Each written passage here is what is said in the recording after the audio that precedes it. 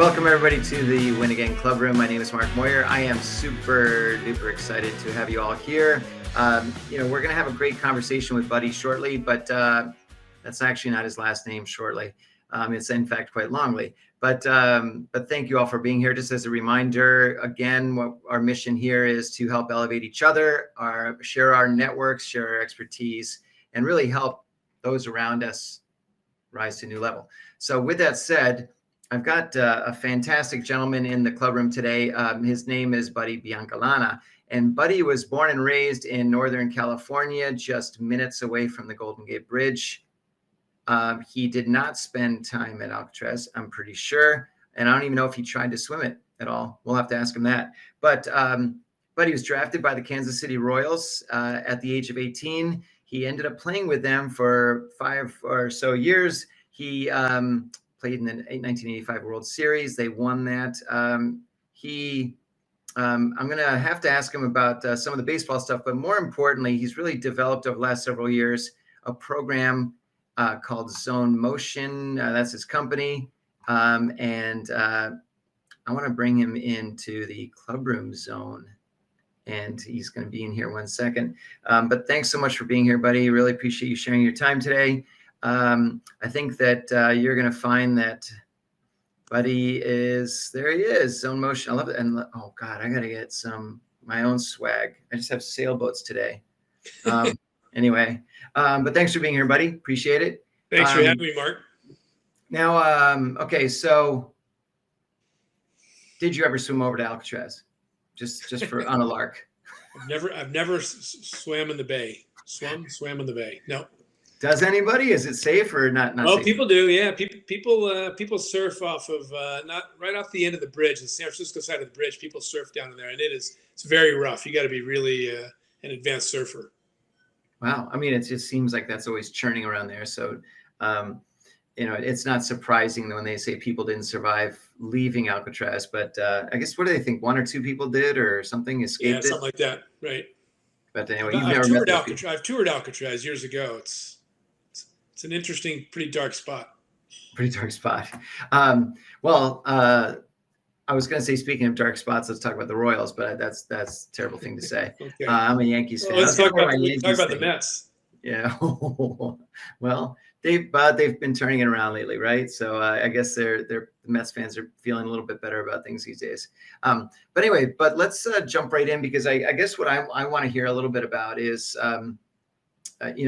what it was that, got you into wanting to do this line of work, and what got you into the whole work with, I know you've worked with people that have suffered concussions and head injuries, neck injuries, and so forth, but also this whole concept of being in the zone. But I want to rewind the tape just briefly. While you're playing professional baseball, while you were the Royals and so forth, when it was time for you to leave the sport, did it hit you quickly? Was it you're kicking, screaming? Tell me a little bit about that time when you were. Well, I thought at the time everything was just fine when I left baseball. Although I had a back injury, I've always been very optimistic in my life. I've never once thought, "Oh my gosh, I can't handle this." So I was very confident when I left baseball that all was going to be fine. And the mistake I made was really not processing the loss of baseball appropriately to allow me to really move through that time in a way that, I'd be more connected to myself and make choices that were, in more in my highest good than what I was able to do. It's not that I made really bad choices. It's just, it took me a while to kind of really find myself and, what I should be doing and where I should be and that whole bit. So, did Major League Baseball, was it something where you went to spring training one last year, or was it injury related where you just knew you had to, how did that realization come? Yeah, the Royals had traded me in '87 to Houston, went down there, and I was really struggling. Signed with the Braves in spring training, thought I was going to make their big league club. Turned out I didn't. And I asked the Braves that if I could go back to the Royals, and Bobby Cox was the general manager at the Braves at the time, and it was really, really nice. He guaranteed my salary, which he didn't have to do, but wow, was I blessed to have had that happen. And went back to the Royals and spent another year in AAA there, and started to get my confidence back and was feeling better. And the Royals put me on their big league roster in the offseason, brought me to spring training, but my back gave out. I had a back injury since high school. And so, I played the whole spring. I actually didn't play the whole spring. I went on the DL right away, spent the whole season on the DL. Doctors wouldn't release me to play, and subsequently retired at the end of that season as I rehab. Did Major League Baseball at the time have any sort of a program or anything for retired players that? Nothing, yeah. It was, again, I just believed in myself, and I'd met some people in town and was on a cruise one year and decided to get into commercial real estate for no rhyme or reason. So, okay, one of those, right? But wait, was it somebody that said, "Hey, buddy, you should be in this," or did you wake up one day and said, "Gee, I want to be in this"? Like it feels like it was maybe someone saying, "Hey, you'd be great doing that." Yeah. It was someone who saw, I had because of my World Series zone experience, I had a pretty big name in Kansas City, and this person in commercial real estate thought I would be, a big help to help them get in some doors, right? And the interesting thing about an athlete can get indoors, but it comes down to, being good at what you do and understanding it. And, and you can waste a lot of time shaking hands and smiling and taking pictures as an athlete, and not really get anywhere until you really know what you're doing and are good at what you're doing. Then the combination is really, really great. But no, baseball at the time, baseball really didn't have any. They didn't have any programs that I was aware of. You were just kind of set loose and fend for yourself. So it was challenging, but I had some people to help me, but I wasn't healthy. I wasn't. I wasn't really aware of my concussions that I'd had as a child. My first concussion came when I was less than a year old. I fell off a bathroom counter and landed right here, and I can still feel, as I'm speaking here, I can feel pressure in my head, and so I'm working with that day and night still. Wow. But doing great. I feel better than ever. But and then, the thing about concussions is, especially if you have them as a child, you stop crying, they think you're fine. Well, you hit your head, and there's swelling that occurs, and blood's not flowing as well through different parts of the brain. It can be very challenging. So I had all that on top of the back injury and leaving baseball, and it was quite an interesting time.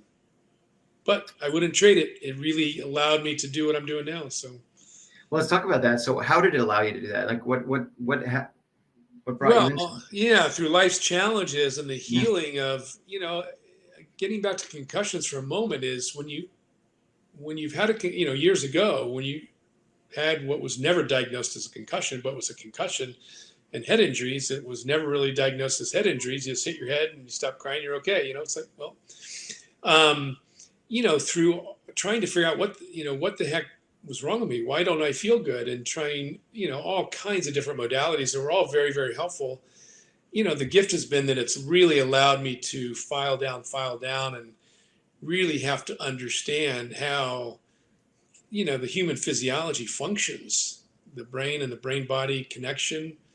And how all that integrates, right? The emotional body, the mentally, spiritually, physically, how it all integrates to allow us to really bring the best version of ourselves to each moment, or at least help bring the best version of ourselves to each moment, whether we do or we don't, but to try and understand it and give us the best chance of doing so. So that, that was, and so just a lot of healing, again, physically, emotionally, mentally, and spiritually healing to figure some things out and do a lot of studies, and blessed to have met a lot of good people to help. So with that said, I mean, when you mention those four elements, it's interesting because you have some old school people that say, "Oh, that's mumbo jumbo," and other people say, "Well, look, just get the physical part first. We'll work on the mental after. We'll work on the spiritual. What that just go to church for that." How do you see them all intertwined? Well, they're all connected. And like I work with a lot of athletes, and I always tell them the last place to go to fix your mechanics is the mechanics, because the brain is the operating system to the muscles, and the emotional body will affect brain functioning. and our beliefs affect our emotions.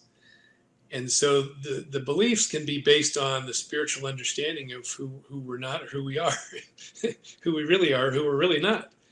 And so that's how they all come together. And so it's a process of, you know, let's just talk about as it pertains to athletics, fundamental mechanics based on physics, right? If mechanics are not based on physics, the brain's going to recognize, whoa, what's going on here, body? You're not, you're trying to hit on your head. You can't stand on your head and hit.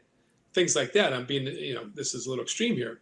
Yeah. But point being, not utilizing physics, it doesn't matter whether the brain's in the right state or the wrong state. It's going to be challenging. And even if the brain, even if the mechanics are based on physics, when the mechanics are based on physics and the brain's in the proper state, then that is the zone. So it's a combination. People talk about, well, is it flow? No, it's the zone. There's a difference between flow and zone. Zone really takes into consideration the biomechanics of the athlete. So I know you mentioned on your website that, if someone's a pitcher, their spin rate will get better, their speed, their velocity, et cetera. If they're this, if they're that. But tell me a little bit about how that, because someone's going to say, well, I can't, almost going back to what I just asked you a few minutes ago, how can I possibly make my spin rate faster? Do I need to lift more, blah, blah, blah. And what you're saying you just said reverse engineering, where you say, well, you don't look at making your spin rate faster by looking at the fingers. You're doing it backwards, going brain, emotional, and spiritual, and so forth. But how would you, let's say I came to you and said my spin rate is whatever it is, 2,500 or whatever the amount is. How would you tell me a little bit about, don't give away all the store secrets, right? But Tell me a little bit about how you might counsel me on how to improve it. Yeah, first off is work with how information moves through your brain while you're performing in a way that we want all the muscles to fire in a synchronistic, harmonious, sequential manner. And so that's essential. When someone's throwing a baseball, when the ball's just coming out of the hand just perfectly, all the muscles of the body are typically firing in that harmonious, sequential manner. And it's not that is the only thing that's important, right, to a high spin rate. Obviously, the mechanics based on physics, the proper kinetic chain is very important. Arm speed, arm strength. So all of that is very, very important. And then when the brain is in the right state, that's the key for consistent spin rate. Not just consistent spin rate, it's for consistency in any sport, right? I like to tell the story. I might have a good game. I get 2 or 3 hits and I go home. I'm feeling good. I had a good game tonight. I go to bed. I wake up. Had 2 hits last night. Life is good. I go to the ballpark and I say, okay, got to put on my right sock before my left. Got to put on my Lucky Bruce Springsteen t-shirt.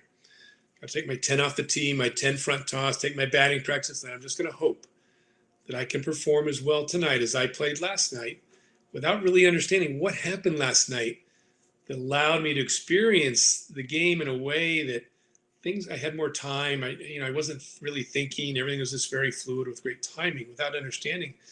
And so the confidence, as an athlete could just vacillate like this. But once we start to really understand the dynamics, the physiological functioning of what's taking place when we're performing well, then we have a chance. So first off, we work just to help give you an experience of how we want information to move through your brain to allow the muscles to fire in a synchronistic manner. And then you very quickly say, oh, okay, this is the foundation. This is what has to be set. First of all, this must be my priority. We've done 6 studies on this, and anytime the biomechanic or the desired result becomes the priority, the muscles won't fire synchronistically. There's an imbalance. The bigger muscles will be more dominant as opposed to the muscles really firing, the subtle muscles being enlivened, the bigger muscles just playing the supporting strong role. We want those muscles to be strong and fully support our motion, but we don't want them to play a more dominant role than what they're designed to do. So that's the first step. And so once that's happening, because from what I understand, there are different ways that muscles will react to certain stimuli, whether it's nerves or if it's if you grit your teeth, or if tell me a little bit of it, because I mean, it's as you said, it's a very scientific understanding of things. It's not just hey, play catch better, or do this better, do that better. Actually, I'm curious about something. Where did you learn a lot of this stuff? Like how? Tell me a little bit about the education. Yeah, well, through my healing, I just started to understand some things that are essential to allow the body to settle down, right? So there's less constriction, less restriction in the body. So I learned a lot that way. I learned a lot from Stephen Yellen, Alessandrina Dorer, many people that were instrumental in my healing my body, and really learning the subtleties again that really are taking place that are so powerful. It's not the big things that are most important. It's some real subtleties in our physiology, and even spiritually, that make the big difference. So that's how I figured out, and then just the integration component of like, okay, what comes first, right? Like Stephen Covey's one of the 7 secrets, right? 7 habits is first things first. When the brain is in the right state, and the mechanics are based on physics, integration should easily happen. It's not as difficult as it seems. Now, hitting a 95-mile-an-hour fastball is not easy, right? So that's important to know. And hitting's tougher than ever right now. Sure. But if an athlete is not consistently playing well, what's in the way? There's the brain-body coherence is not what it can be. And so you have to understand, the all the components that affect brain-body coherence. And the interesting thing is that it's very difficult to piece it together. It's like the coach on the field really needs to understand, in the moment, okay, what's in your way? Right now, in this moment, we're in the batting cage. Is it purely mechanical? Is there a little emotional block right now from whatever? It doesn't have to be, you don't need 10 years of therapy to remove the block right now. Or is information not moving through the brain in a way that's not allowing the muscles to fire in that synchronistic manner? Now, let me ask you something. So do you, because it sounds like you can not only help the players, but you can help the coaches, because they can identify the issues that are happening with the players and help them out, right? Right. Yeah, for sure. Do you have a preference? I mean, like, let's say, all right, I might as well just jump in the deep end here. How can you help the Royals? Yeah, well, I could help them. I mean, I don't want to work full time for an organization, but I'll happy to consult and help them any way they would like. Their mental skills people get a little scared. Yes, I can imagine. Well, I mean, look, but I'm happy to help them. I mean, I don't listen. I've gone to a ballpark at 1:00 in the afternoon for many years and stayed till 11 at night. I don't want to do that anymore. But I do want to. I want to help players and help people. I love doing that. Right there. I mean, what's better than helping someone better their life? There is nothing better in my opinion. Well, absolutely. But I guess what I'm going to get at is that, so look, everybody's different. Everyone's going to have you're going to have a different approach, I'm assuming, with everybody that you're working with. You may have a similar approach, and method, but we're all hardwired so differently, and we all have our different issues and whatnot. Is it something where you might spend some time with your potential client, just kind of drilling down and figuring, okay, let's figure out what needs to be, whether it's fixed or changed or altered, or how do you go about doing it? Yeah, no, spend time in person. Ideally, if not, I can do it. I do plenty over FaceTime and Zoom. That's not an issue. And just help them remove blocks, and give them an experience that's undeniable to them. And then whatever comes up, when the brain starts to free up, there's space for whatever else is in the way to kind of come out. I like to say, if you have a glass of Coke, you've got to first pour the Coke out, and then there's space for the water, right? You have to make space.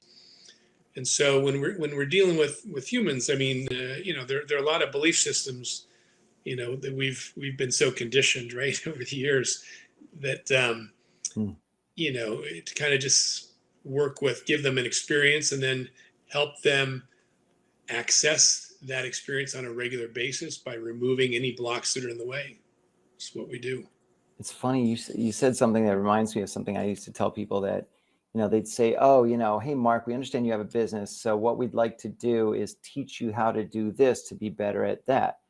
And I'd say, look, I'm getting to the age where I don't have time to learn stuff. I was kind of joking, but I was saying, look, I've got a zero-sum amount of brain cells in my head, right?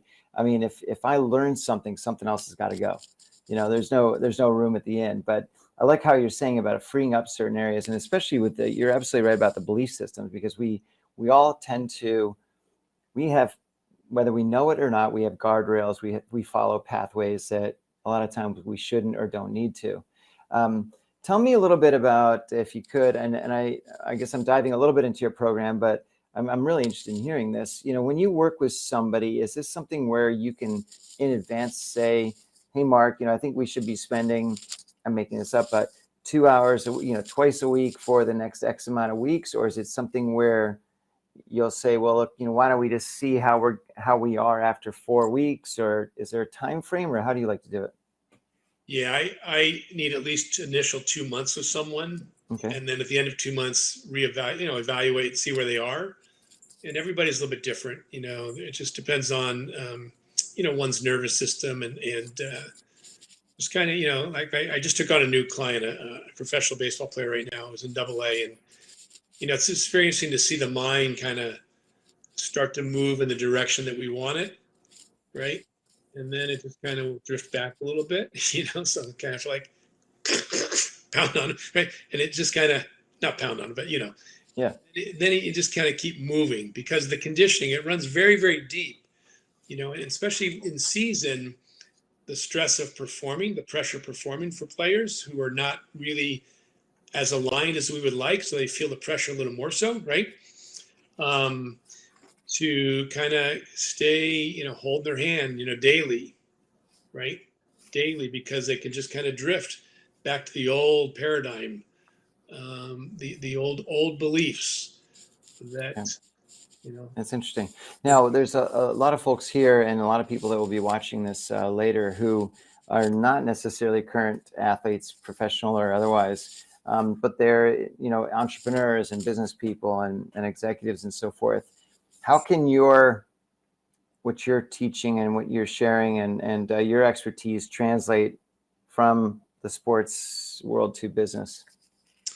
Yeah, so for many years, I've always known it would, and I didn't quite know how to teach it until a couple years ago, and I started working with some salespeople on it. Probably one of the most difficult things for any human, I think, Mark, and I'd like your opinion on this, is for any of us to really, detach from the desired outcome. We know what we want, right? We know what we want. We know why we want it typically. As we get older, we typically know that. Maybe as a kid we don't, but we typically know that. And what we don't typically know and understand is how important it is to detach from that desired outcome as we take necessary steps, right? This is not about, hey, this is what I want. I'm going to lay on the couch for the next week and watch football, and I know it'll happen. No, it's not about that. It's really knowing what you want, taking the action, and knowing that it's happening. It's really aligning from a neurophysiological perspective. And so as it pertains to the business world, is to give them an experience quickly that they understand, oh, wow, I see how detachment works. And then we train them neurophysiologically, right? Work with the nervous system so that they can then make that their natural default state. So there's just more, you go into every day with more confidence that, okay, I'm going to achieve my desires. There's less fear, right? Fear blocks what it is we want. Doubt blocks what we want. Lack of confidence blocks what we want. And so it's a matter of, how do I process what's going on inside of me?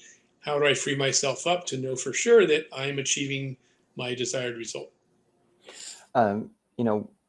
We haven't talked exactly specifically about being in the zone, but we've all heard the term before. And I can say that I remember when I was younger playing competitive tennis, I knew there were times when I was in that zone where nothing else mattered, and I was just crushing it and so forth. And then same with golf, where if I've had a round where, you know, everything was just clicking, and that happens rarely. So there are times where as an athlete, I've definitely been in that zone, and then felt that frustration of, wait, what just happened?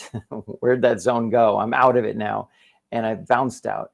But it's also happened in work where I'm just kicking ass, taking names. I'm doing great. And then there'll be an hour or a day where suddenly I'm reacting. I'm not being proactive. I'm reactive. Suddenly I'm stuck in everybody else's messes and stuff. I'm assuming what you can teach me at some point is, gee, well, Mark, here's, you know, let's talk about your experience in the zone and what you were doing and accomplishing, and then what got you off. And let's, you know, I mean, yeah, I don't want to. Yeah, and in those moments, Mark, it could be nothing more than just a little fatigue. You know, you're rocking pretty good for 3-4 hours, and boy, you're feeling good. And all of a sudden, a little fatigue creeps in, and you're not saying in the moment, you're not recognizing in the moment that, oh, boom, time to take an hour break or go for a walk, go to Central Park, whatever you're going to do to just get away, right? And so, you know, really, you know, there is nothing more important than rest. So in this, you know, very simply, that could be all it is, right? And certainly as we get older, we're better able to identify, you know, our recipe for success. But it could be nothing more than that, right? And all of a sudden, then a little concerns creep in, right? It's like, oh boy, you know, what happened? Oh geez, I was feeling great, and all of a sudden now there's the fear. Yeah, I mean, because fear. Let me say, fear. You know, when we're in fear, we're just not attached to who we are. You know, I've been blessed to have 2 near-death experiences, so it's probably the greatest gift I've ever received. Well, it's interesting when you talk about that and talking about fear, because, you know, I used to, you know, there'd be times where I would be thinking, oh my God, this could happen. This could be the worst outcome, you know, and then I wouldn't actually go into it saying, well, you know, even if the worst possible outcome happened, is that really that bad, right? And I think we have a tendency to fear. The fear just blocks everything else out, right? But what's your experience with that?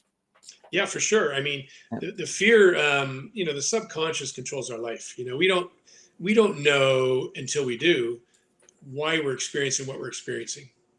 You know, we think that, oh, this happened today or that happened today, and we're not able to see our connection to it. You know, like energy draws like energy. And I've gotten to the point in my life and that if anything is not working in my life, like just where I want it, it's like, okay, what's going on in me? I spoke at a function over the weekend and I told the story that I've gotten to the point where this is what I do. Like, I was driving in Napa, California, and I was driving an area that I had not been before. And I was coming to a T in the road, and I was in the left lane and I needed to be in the right lane to turn right. This was a couple years ago. And so I put on my blinker and it was a lot of traffic. I put on my blinker and I started to edge over, and a guy sped up to not let me in. And I'm like, what the F, right? And I quickly caught myself and I said, okay, what's going on in me today to not have that guy just let me in? And I knew that I was a little bit off that day. I was just a little bit out of sorts, not a lot, but a little bit. And that's the point I've gotten to in my life. I'm not saying to live your life the same way, but that for me is how I have to live my life, that I'm creating my experience every moment. If it's not what I want, okay, and not blame anybody else. Now, I'm not saying I'm 100% right in that. I mean, I don't know all the secrets of the universe. Maybe you do, but I don't. Are you now the guy that speeds up and cuts people off then? I'm kidding. No, listen, we can So I certainly wrap this up. make them look at that. I make them have to look at themselves.